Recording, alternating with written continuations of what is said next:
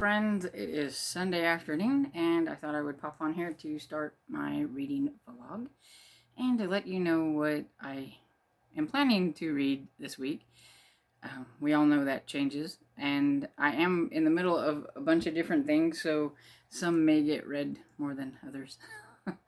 I'm starting to burn out on some of the books that I have on my TBR. I picked too many main big mysteries, and so I'm trying to put some things in there that maybe break it up a little bit, so I might add a little bit more middle grade mysteries instead of what I have going. We'll see. It just depends on how I'm feeling. First off, I am reading Die Trying by Lee Child. It's the second Jack Reacher book, and I am almost done with it. I have like an hour and 41 minutes left in the audiobook, and then I will come back on here and let you know what I'm thinking about that one. I can tell you that I am liking that one quite a lot more than I did the first book in the series. Then I am also currently reading The Wire and the Blood by Val McDermott. These are very gritty kind of novels, and I think I've put myself in too many of those, and they're thick. I needed some smaller ones. I didn't think too much about, and it's got tiny writing. But yeah, so I am. Well, I can't even tell you what. This is the weird thing about this book, and I don't know if it's just this book or if it's how the series is, because I don't remember much about the first book, because it's been like over a couple years since I read it. But there's no chapter heading, so I can't even tell you what chapter I'm on. All I know is that I'm on page 91, and that's like a really pain, because I like to keep track of like what chapter I'm on, and I have no clue. And I'm listening to it on the audiobook as well, and yeah, it doesn't tell you the chapters or anything on there, so you never know where you're at. I am also trying to work on In the Woods by Tana French. I would like to finish this one by the end of the month, because it is the book that I picked for the Irish readathon, and I would hate to bail on the only one I picked for that readathon. So I do want to try to get it done, but I've gotten a little bit further, but I've not gotten too far. And so far, I think it's just okay, but it's not really grabbing my attention all that much, to be honest.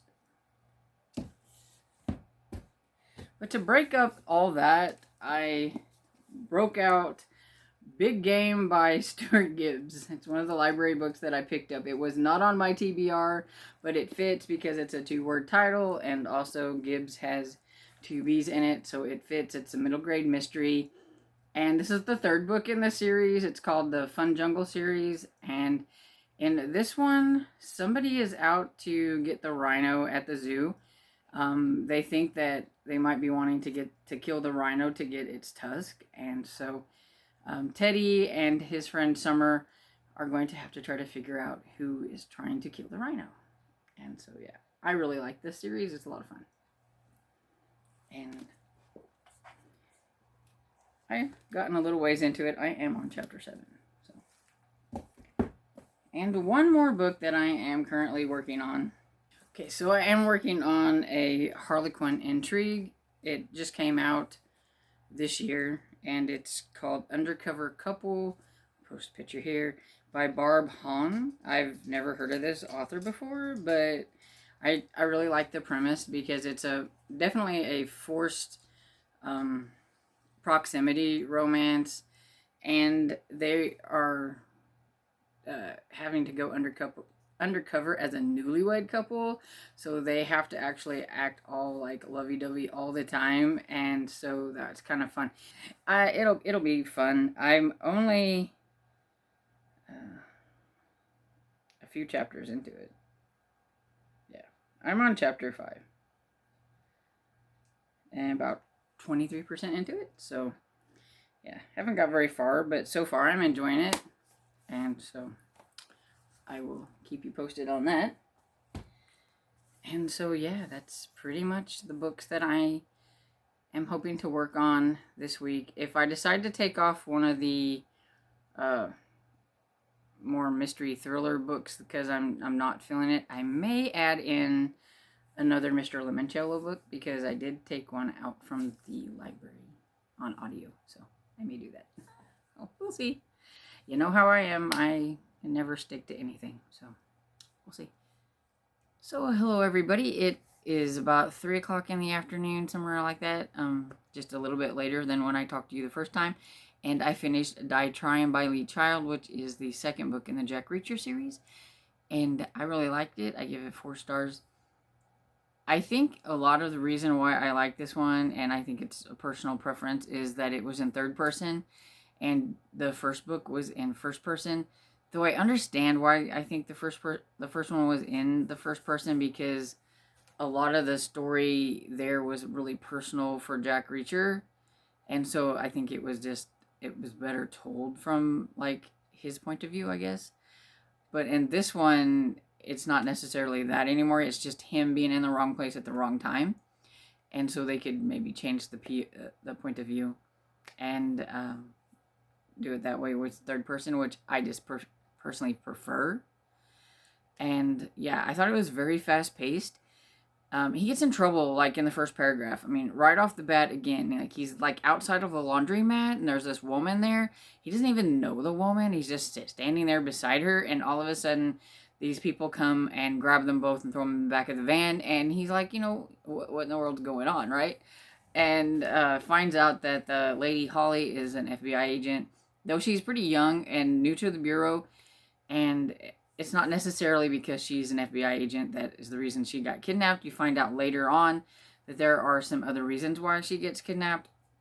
And this also involves a militia that's trying to take over Montana, trying to be like a free state or whatever it is.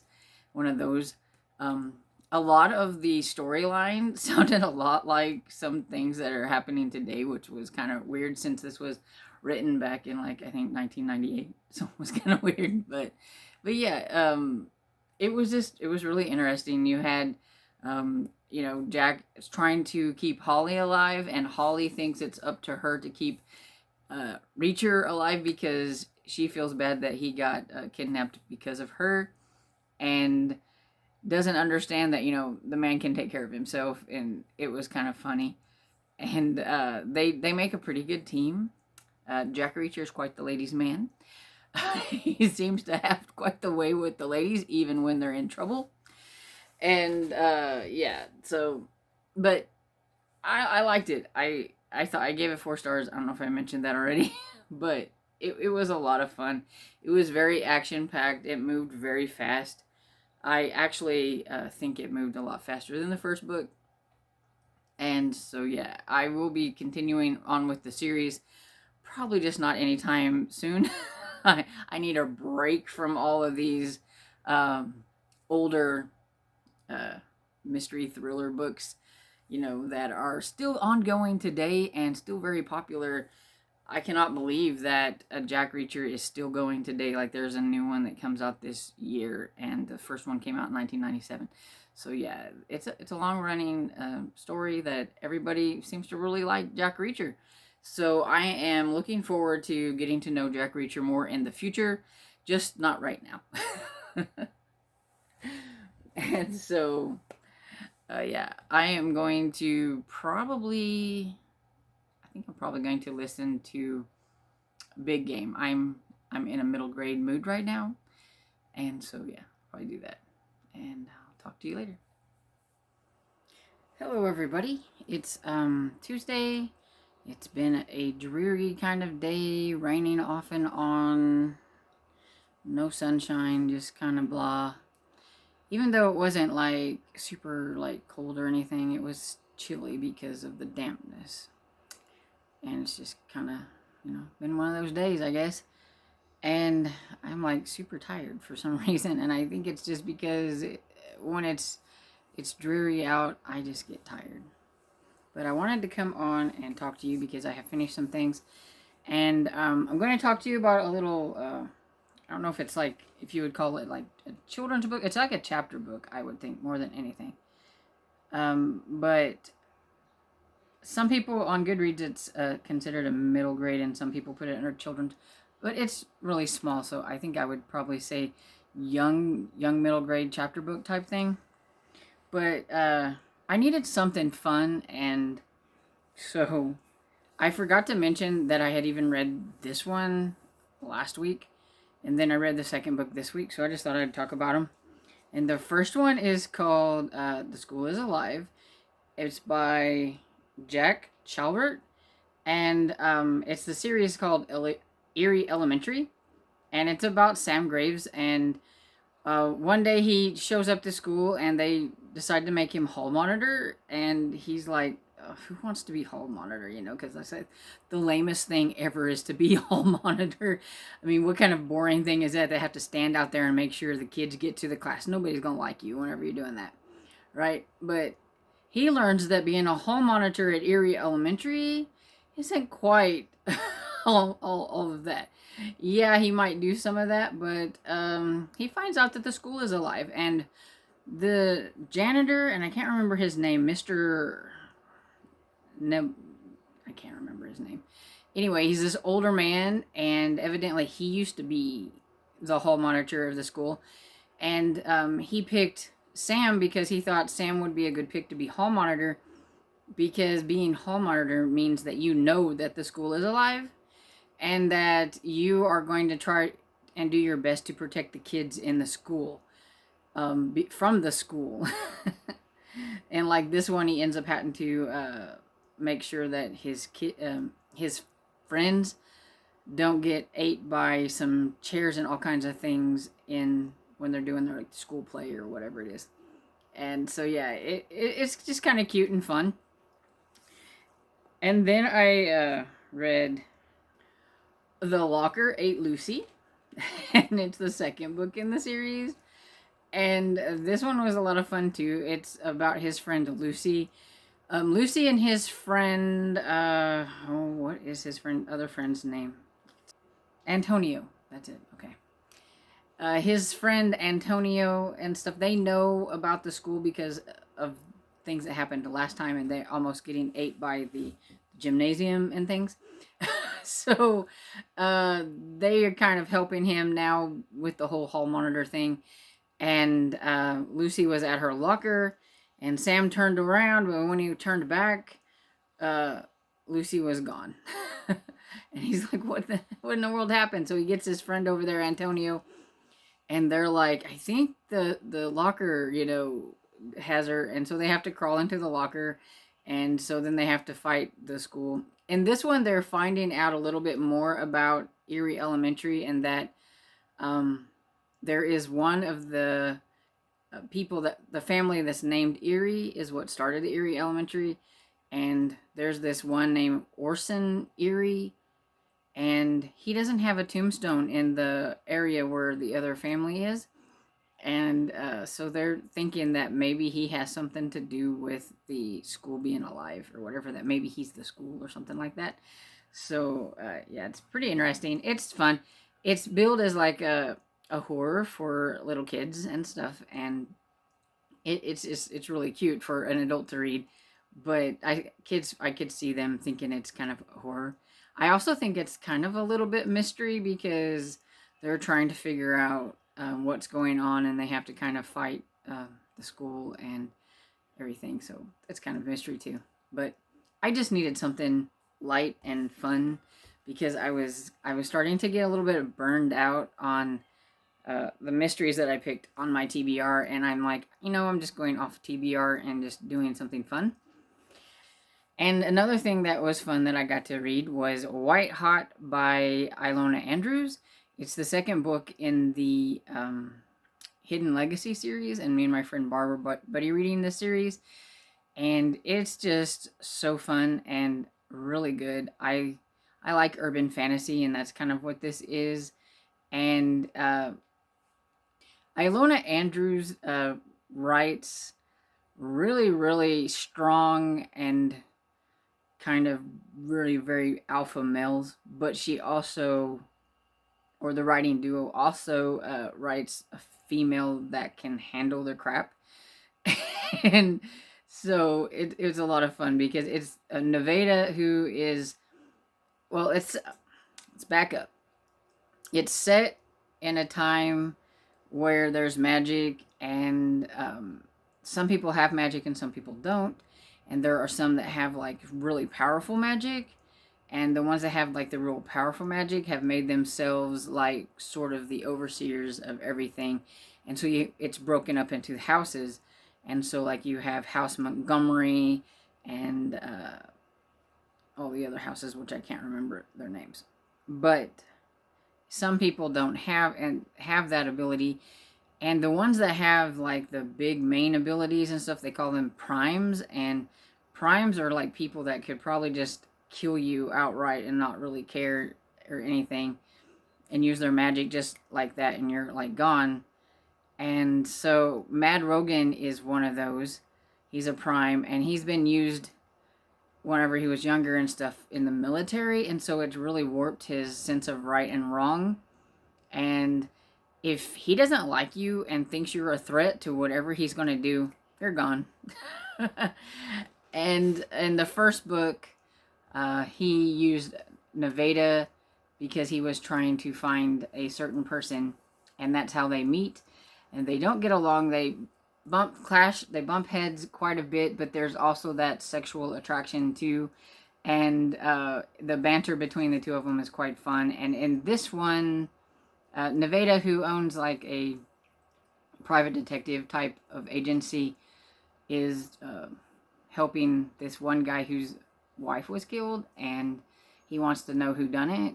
And that involves some of the houses and things like that. And of course, it also means that she's going to have to work with Rogan again because he is mixed up in some of the stuff.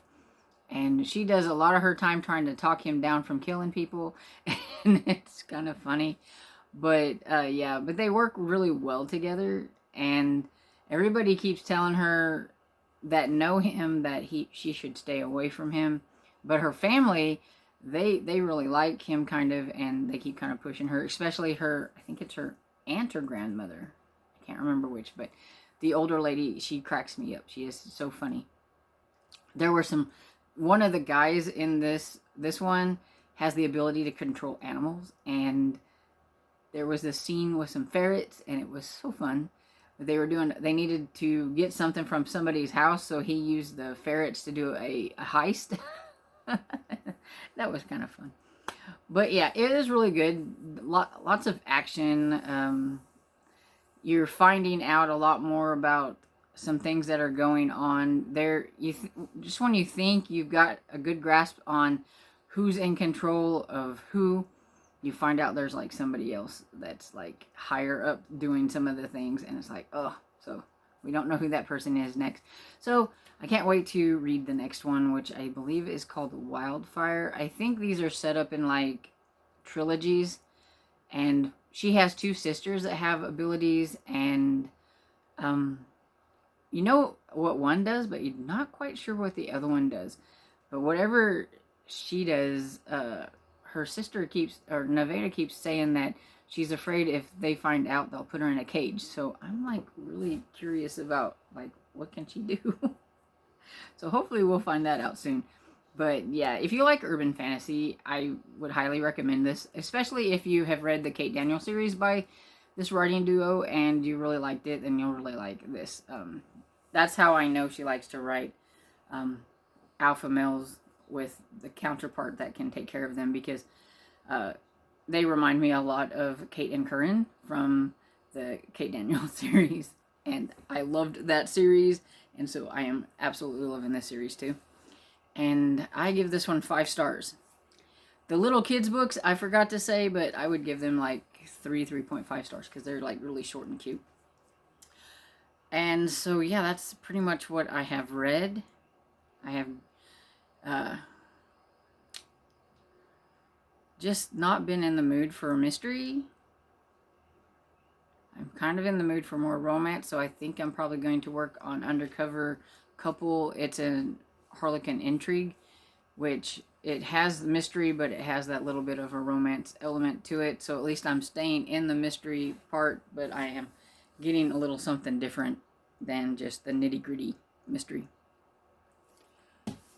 Also wanting to work on this one, so I will probably work on this one tomorrow. I think I can probably kick this one out tomorrow, or at least get pretty close to it. I'm like right here, and it's really quick. I think I probably have like maybe 4 hours on audio left. I really like Stuart Gibbs, and I am finding that I want to try to read all of his books, and I've read his Spy School series, and I've read his Charlie Thorne series now that he's got going, and now I'm working my way through this one, and I've seen that he has some others, so might have some more Stuart Gibbs popping up at a later date. Also, I think if I feel like I'm still kind of not feeling reading the other books that I have on my TBR, I may throw in another Mr. Limoncello book, because I do have one downloaded on audiobook. But we'll see. From day to day right now, it just really depends on my mood. I'm not going to let my TBR mess with me. If I don't want to read what's on it, I'm not going to. But there's a part of me that still wants to read them, but then there's that other part that's kind of like, eh. So we'll see. And I have been chatting for far too long. This clip is like really long, so I'm going to say goodbye. It's Wednesday, and I thought I would pop on here and talk to you a little bit about one of the books that I forgot to mention that I was reading, because I'm reading so many at the moment that I'm kind of losing track of things. But I finished Lion Eyes by Julie Mulhern. I'd already had most of it listened to last week, and I forgot to mention that I was in the middle of that at the beginning of the week. And so, yeah, I wanted to get it done because I noticed that it goes back tomorrow on my Hoopla, so I needed to get that finished. And it's one of my favorite series, so, I mean, that was pretty easy to get into and finish up. I'm really liking it. It's number 13 in the Country Club series, and it's set in the 70s, and so it's just got this, like, totally, like, kind of laid-back 70s vibe to it. It's kind of fun because when the telephone rings, like, the narrator goes, bring, bring. And it kind of cracks me up because, you know, it's like, it's got one of those phones. It doesn't have some fancy little ditty or whatever on it like our cell phones do today. It's just that ring, ring. And they have to enter the phone. If they're out and about, they can't just call for help. So when the main character, Ellison, gets herself in trouble, it's not like she can just reach for her cell phone. She has got to hope that somebody is going to come rescue her, or that she can get herself out of the mess that she's gotten herself into, which she gets herself into messes quite frequently. And in this one, some things are happening that I can't really say because I don't want to spoil anything, but at the beginning, I mean, it starts right off the bat with Ellison going to take, she's taking her dead husband's stuff that she doesn't need, because she is clearing things out and everything, because she has her boyfriend now, Detective Arcady Jones, and so she is just kind of spring cleaning out the house, getting rid of stuff that she hadn't gotten rid of yet. And you know, you would think that she might be sad about this, but she's not. If you've read the first book, her husband was not a nice person. So she is more than willing to get rid of his stuff. So she's taking it to a thrift store, and she had already taken some there, and then she went back to her house to get more because she didn't have enough room. And she goes back, the door is open, so she's like, you know, hello, and hollering for Rose, who was the person that was running the thrift store, and she can't find her, and she goes in there, and she finds her on the floor. Of course, she has found another dead body, and not just one, but two. There are two ladies there, and they are both dead. And so, of course, here we go again. This is not what Ellison needed at this point in time. There are a lot of things going on, and she does not need this headache. But it is what it is. And so then she has to try to figure out things, especially, and her boyfriend is trying to figure things out. They're trying not to, but then, they get wrapped up into it anyway. And so, yeah, it was a lot of fun. Her mother cracks me up. Her mother, it's country club life, right? And so her mother wants her to marry somebody worthy of being in the country club, not some detective or whatever. And so they clash quite a bit with her choice of deciding to hook up with Arcady Jones. And it's funny. And anyway, it's just really good. You should try the series. I would say to me, it's cozy, but cozy in a different way maybe than what somebody else might think that is cozy. I know the first book kind of took Tiffany by surprise, and I don't even remember what was in the first book until after she told me, and I was like, oh yeah. But it still had a cozy vibe, so I just let that go, I guess. But yeah, so it's a lot of fun. Especially if you grew up in the 70s, it's kind of fun. I was born in the 70s, so I think it's kind of fun just to have a cozy that's set in the 70s. And so, yeah, that's what I finished today. And it's another really dreary, rainy, kind of make you tired kind of day. But I do need to get some things done. I need to work on cleaning up my room and just getting some things organized. So, I don't know what I'm going to be listening to, but I think I'm probably going to work on Big Game by Stuart Gibbs, because I can probably get this one finished, if not today, tomorrow. And so, I'll do that. I'm kind of winding down. The month is winding down. I've already read 24 books. And I mean, some of them, they're like super easy. Like I could finish this one in a day. I finished this one in a day. Things I've had some thin ones on my list, but I've also had some chunkers like this one that I'm still working on that's over 400 pages. So, yeah. I just think I'm kind of to the point where I'm ready to read something besides just mysteries. I love my mysteries, do not get me wrong. I love my mysteries. But I think I didn't take in the page count of the mysteries that I decided to try. And they were pretty thick, some of them. So, yeah. I'm just winding down. And I'm getting rambly, so I'm going to get off here. Hey, it's Thursday night, and I thought I would pop on here because yesterday I finished a book and I forgot to talk about it. So, Big Game is the third book in the Fun Jungle series. It's by Stuart Gibbs, and this one is about a rhinoceros that is at the zoo, because it surrounds the zoo, and Teddy, who is about 12 or 13, I think, and he lives kind of by the zoo because his parents work at the zoo, so he's always at the zoo. In the first one, you find out he's a little bit of a prankster, and therefore Marge, one of the security ladies, is always trying to catch him in the act. And now she thinks that anything that happens, he's kind of instigating it, even though he isn't. And so you kind of have her chasing after him throughout this whole book, which was kind of fun. But he's like, I didn't do that. There's an ice cream shop that got busted into, and like ice cream was everywhere. And he's like, where did I put all the ice cream? He's like, it wasn't me.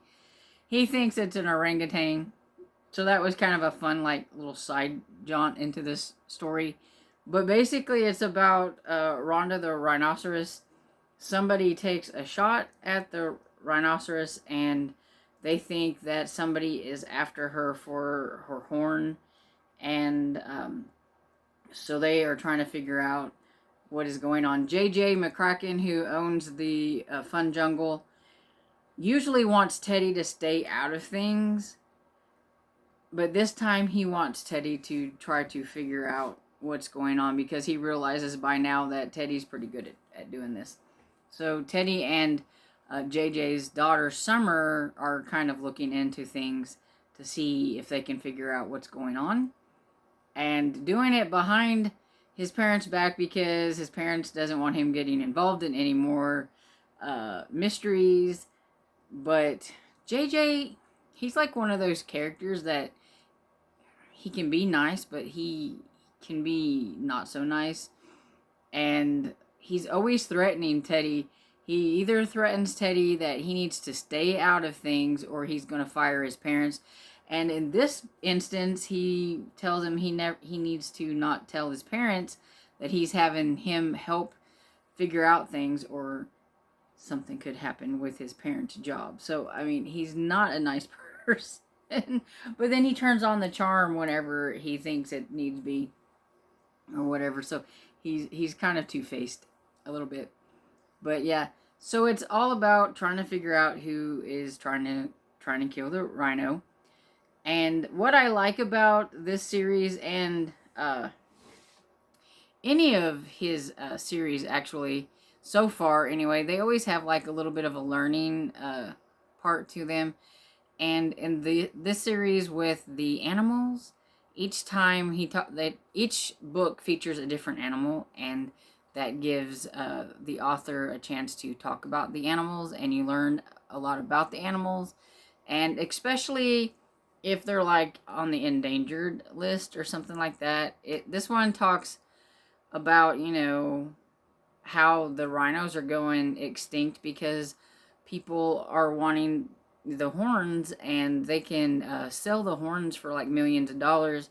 And if people would quit buying things that have the ivory or whatever it is that's made out of the rhino, then the poachers wouldn't have a reason to hunt them and stuff like that. So it's kind of, and it has some educational sites that you can go and look at the end, and so I always thought that's pretty cool.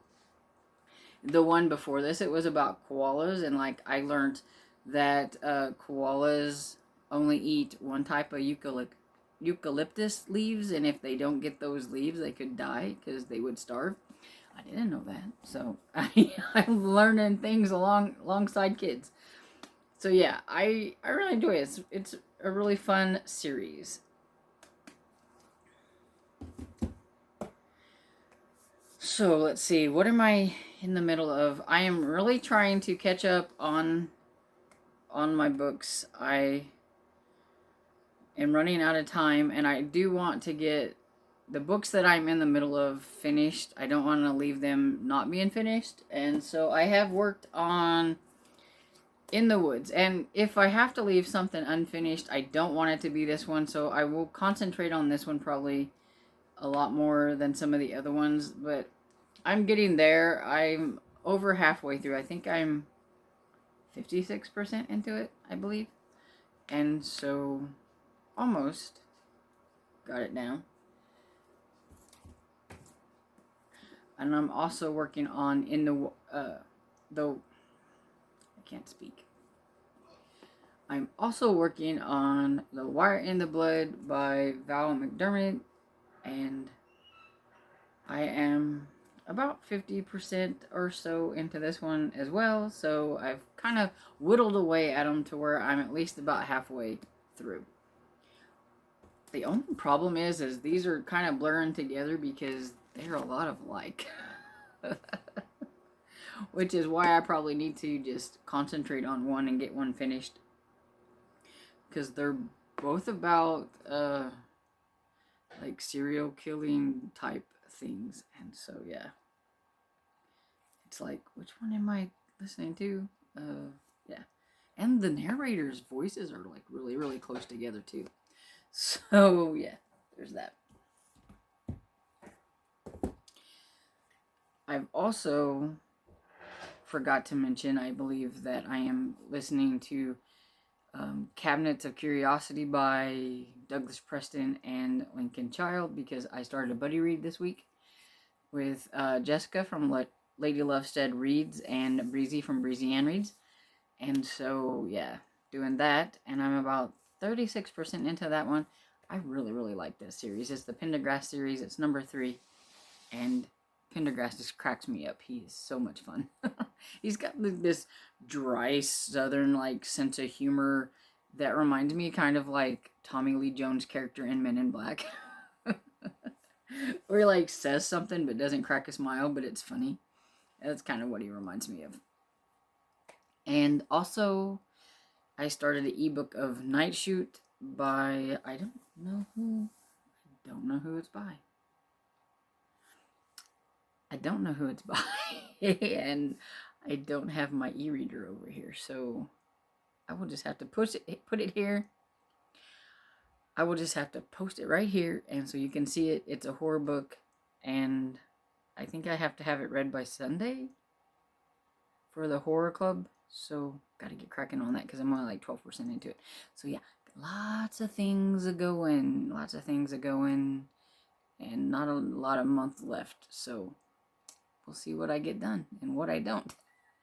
Hey everybody, it is Saturday afternoon, and I have come to talk to you about the last book that I'm going to be reading for this reading vlog. I finished it earlier on some reading sprints, and so I thought I would just come on here and talk about it a little bit. I don't see myself finishing anything else up because I think I'm just going to take off the rest of the afternoon and watch TV or do whatever, but I just don't really think I'm going to read much. If I do, I don't think I will be finishing anything. So yeah, I'm just going to go ahead and finish out this reading vlog, and then I can maybe start editing it a little early. So anyway, I have Night Shoot by David Sodergren. I don't know, probably butchered that. It is a horror book, as you can tell, and this was for a horror book club, and it was a slasher, and it was one of those where every person is deplorable and you just don't really care, and so I found that there was really nobody to root for. I didn't care about anybody. One thing I do like about slasher flicks is to have somebody to root for, and I didn't have anybody that I really cared if they lived or died in this book, and that's kind of, you know, why I'm only giving this like 3.5 stars. It could have been a 4-star, but the beginning of it was just super boring to me. It took a while. I think it took till about 35% into the book before I was even remotely interested in anything that was going on. And it's not a long book either. It's only 242 pages. So the build-up took too long for me. And I think some of that might be just because I wasn't really in the mood. And so take this with a grain of salt, but I know it has a lot of good reviews on Goodreads. But yeah, it was just, you know, I mean, I don't have much to say about it. It was a slasher, and people die, and the characters were horrible. It's about a bunch of university students who are filmmakers, and they were going to this mansion to film. One of the guys, the director or whatever, his uncle owns this mansion, and the only thing is that the uncle didn't want him there anyway at all, but they said they had to be out at least by 8 o'clock at night. But things didn't go the way it was supposed to be planned, and they decide to sneak back in later and do a night shoot. And that's what they get. There was a reason that you were supposed to not be there after 8 o'clock at night. And so they find out fairly soon why they shouldn't be there and everything. So yeah, I mean, basically all you can really say without like spoiling anything, or, you know, but yeah, it's just, it was okay. I think I am starting to get out of the mood for horror. Like, um, it takes a lot to interest me when it comes to horror now. So I feel like my mood is shifting a little bit. And so, yeah. And I waited till the end of the month, and I just, at the end of this month, I don't think I'm in the mood to read much of anything. So that could have affected a little bit of this too. So, like I said, that's just how it is. But yeah. And yeah, that gives me 6 books for this week. So overall, it's not bad. I am still currently in the middle of a lot of books, so I have a lot of wrap up next week. Um, so I think it's going to seem like I read a lot of books this next coming week when really it was a bunch of half books. So yeah, but 6 books is pretty good. Let's see. One of them I was already almost done with whenever I started this week. Um, 2 of them were middle grade, and one of the middle grades was super short. Uh, there was a cozy mystery that was not real long, like 6 hours on audio, and then I had my urban fantasy that it went super quick because I really love that series. And then Night Shoot, which was only, like I said, 242 pages. So, overall, I felt like I didn't do a lot of reading, and I don't think I did a lot of reading, though I have read, just not finished. Like, I mean, I've read on these big chunkers, I just haven't finished them. So those will be what I finish up next week. But yeah, I kind of just laid back this week and just, I wasn't really in a hurry to finish anything. If I finished it, I finished it. And that was kind of how I went. So I did Die Trying by Lee Child, the second in Jack Reacher series, which I enjoyed and I gave it 4 stars. I have The Locker Ate Lucy by Jack Shalbert, which I gave 3 stars to. It was a 90-page little kid's book, and it was just super fun, and I enjoyed it. And then White Hot by ILONA Andrews, and I absolutely love this one and gave it 5 stars, and my only 5-star read so far this month. And then I had Lion Eyes by Julie Mulhern, and I really love that series, and I gave that one 4 stars. And then Big Game by Stuart Gibbs. I took the book back to the library and may have gotten the next one in the series, even though that wasn't on my TBR. But I gave it 4 stars. And then Night Shoot. Then Night Shoot is the last one, 3.5 stars. So, yeah. Overall, it wasn't really a bad reading week. So I'm happy with that. And I am going to leave you guys with a fun little video that I took of my dog Dresden. Everybody who joins in on reading sprints, when they see Dresden, they see a very, like, kind of relaxed little dog, and I thought I would give you guys a glimpse of her ornery side when she wants. And so I will insert like a little clip here so that you can see her being ornery. And I hope you guys enjoyed this video. And if you did, please give it a thumbs up and subscribe. And I will see you all in the next video. Bye.